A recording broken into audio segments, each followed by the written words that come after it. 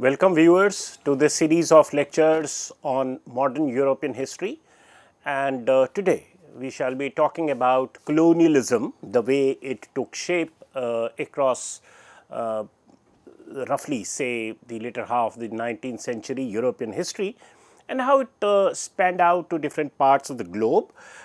And as our own country experienced colonialism, there would be several ways in which we would try to understand through examples the nature of colonialism, the theoretical discussions that we will be doing today can be made sense of through our own experience of colonialism, and that's how I have worked out this lecture for you.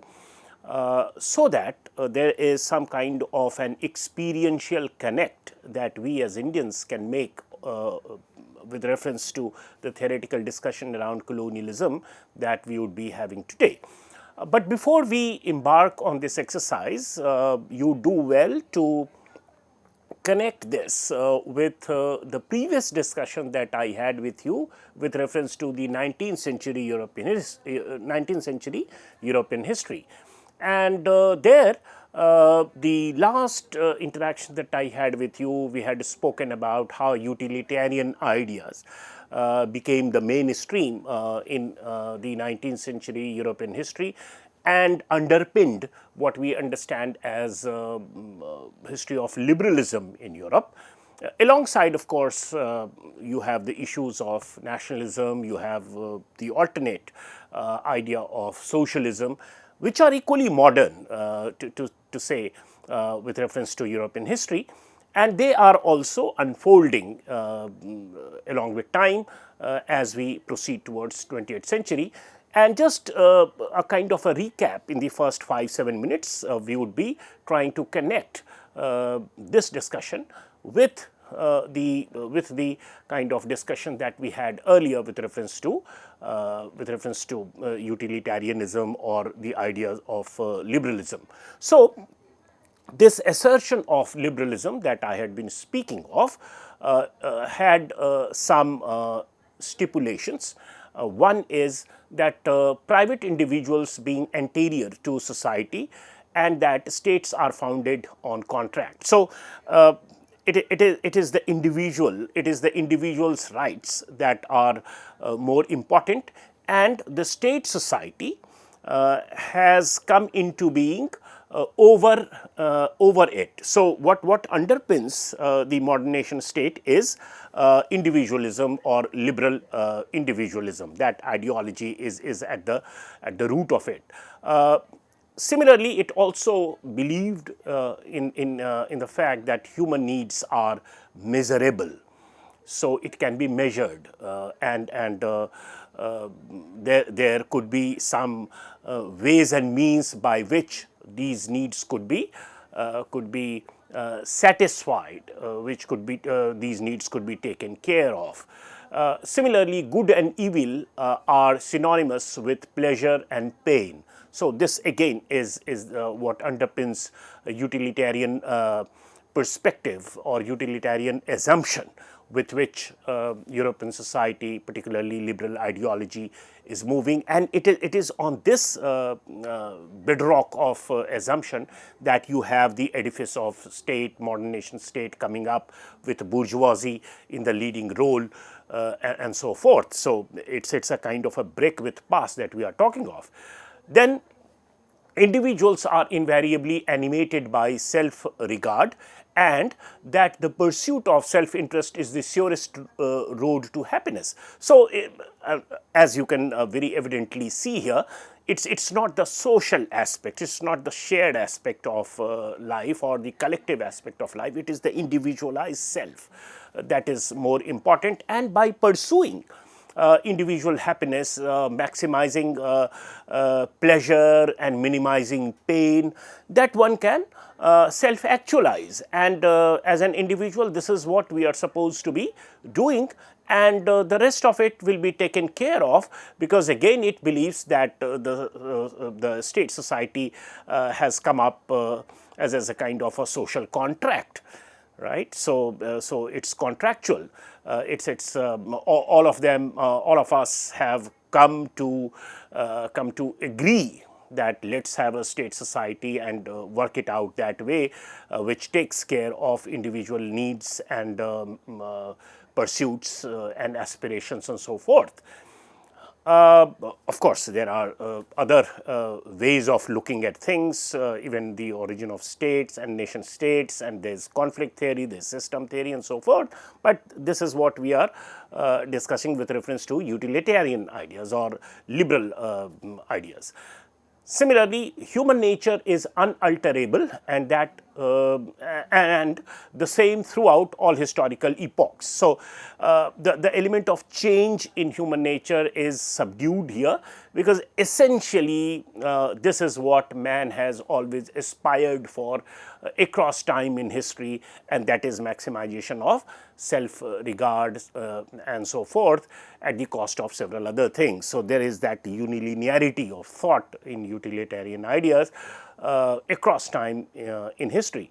Then private enterprisers' activity is essentially for the public good, and that no other system is workable. Again, this is ratification of the market system, which will perhaps take care of all issues over and beyond the individual. So, a private enterpriser, a private entrepreneur is just supposed to take care of his self regard and make profit and so forth. And there are other mechanisms and apparatus in place which will take care of the public good, so they don't have to worry much about it. So, this is how things are conceived. Thomas Hobbes in 17th century, John Locke and David Hume in 18th century had already stated these things in general way, and this was the ideology permeating liberal thoughts in 19th century history, and it is this liberal thought that largely over and beyond the coming of socialism, or beside coming of socialism, this is what underpinned the assumptions of modern nation state, and we find that these nation states, by the time we reach 1870s, 1880s, had come into some kind of a rivalry with each other. Again, you can think of it with reference to the basic nature of human beings, or the nation symbolizing the collective aspirations, or something else. So, there are other ways of looking at it, but I deliberately chose to do this discussion as some kind of a recap, because as we discuss colonialism from here on, there can be ways and means by which you can make sense of it in a specific way by relating it to the utilitarian ideas or liberal ideas that underpinned European history, and particularly nation states with bourgeoisie in the leading role to a great extent.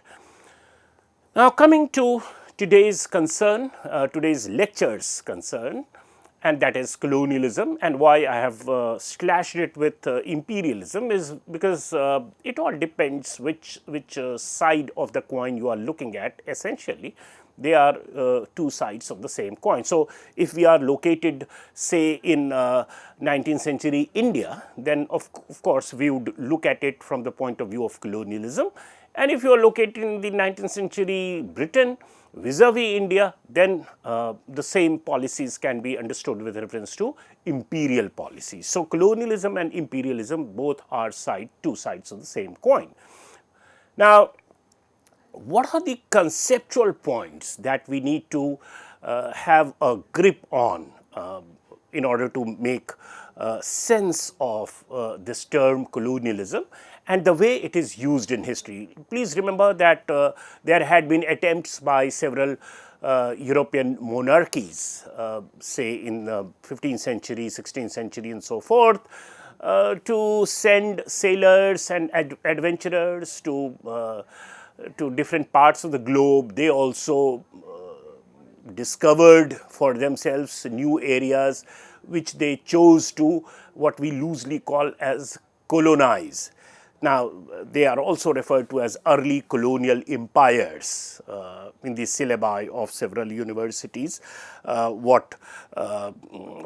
Say, Columbus was doing vis-a-vis America, what Vasco da Gama sought to do with India, or several other sailors who went to some parts of Africa or even Australia and so forth, so or even South America. But that is not what we mean here by the term colonialism. So, we are going to put some qualifiers. We are going to put some qualifiers in order to restrict the historical meaning of colonialism as the way it operated in 19th century Europe.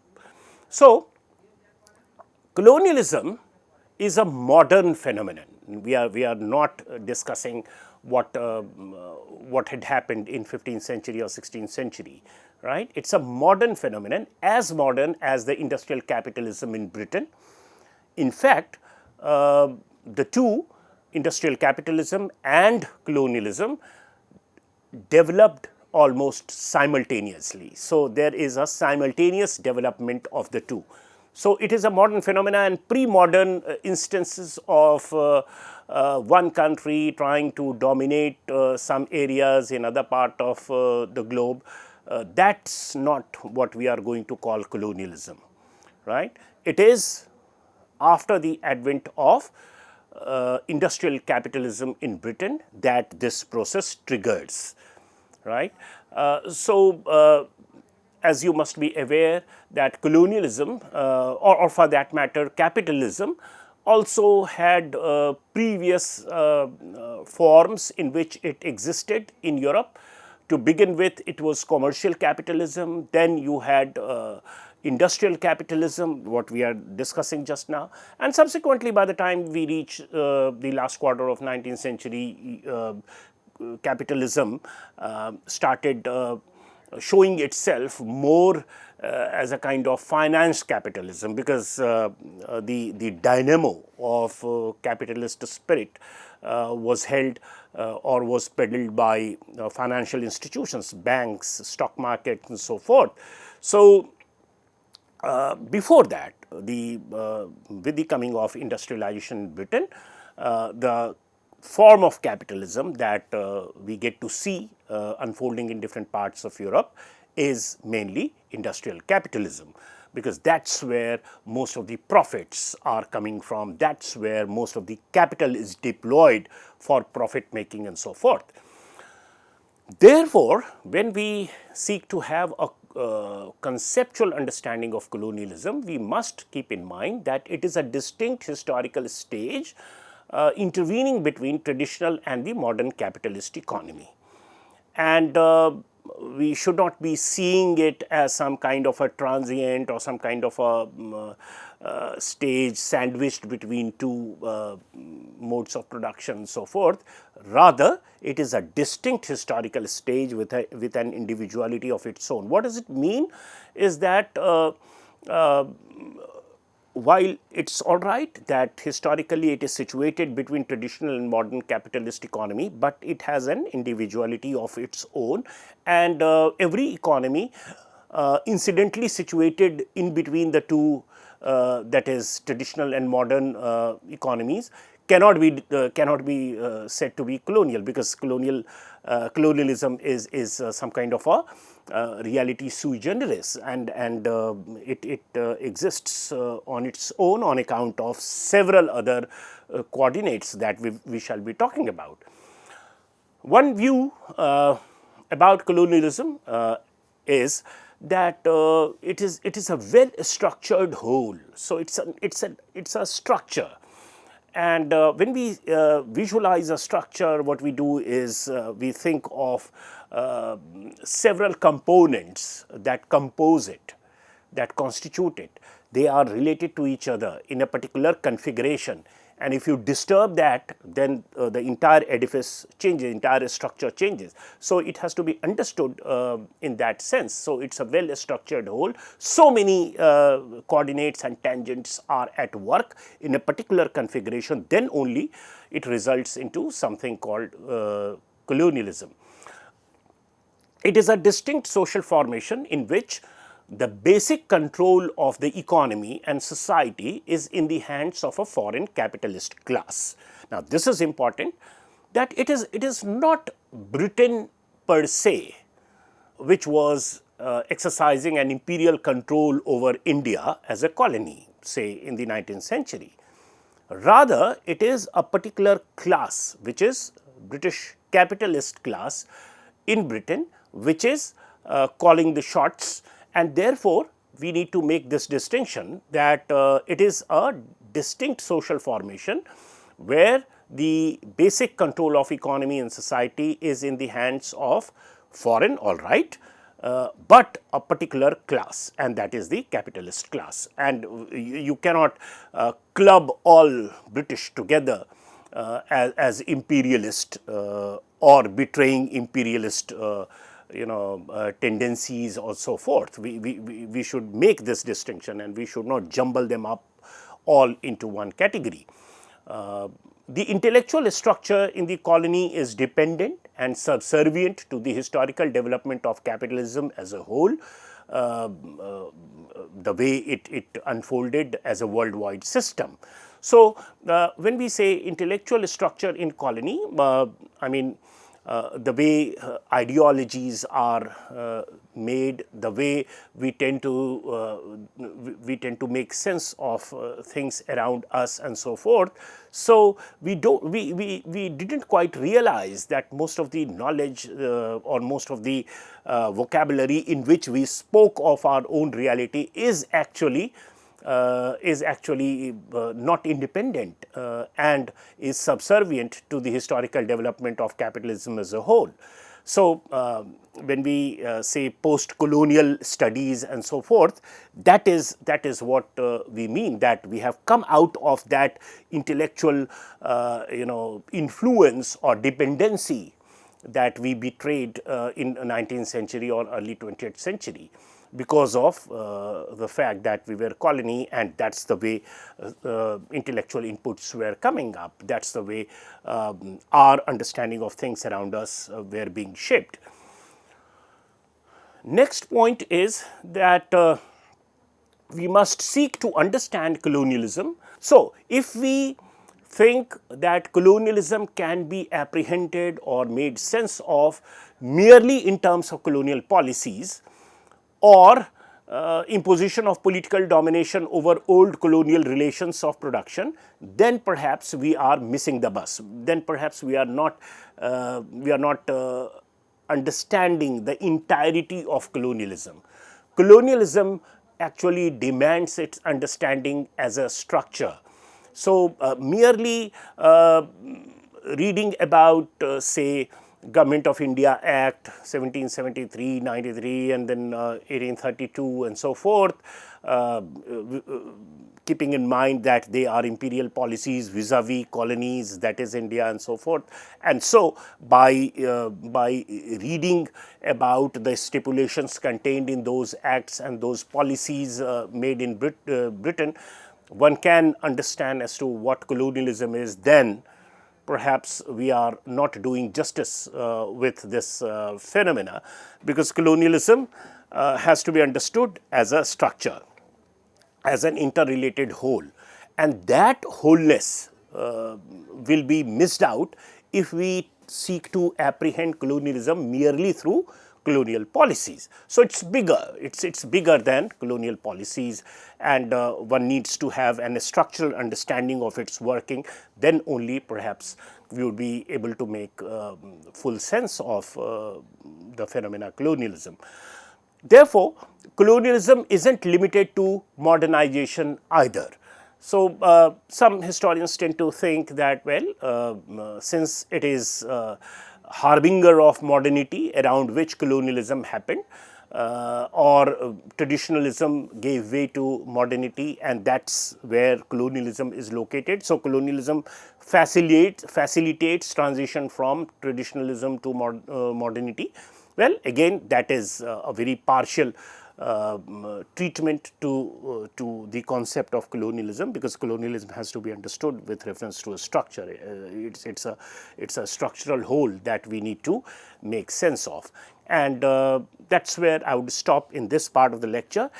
In the next part of the lecture, I'll proceed further with reference to the other stipulations with reference to theoretical understanding of colonialism, and also the historiography of colonialism. Thank you.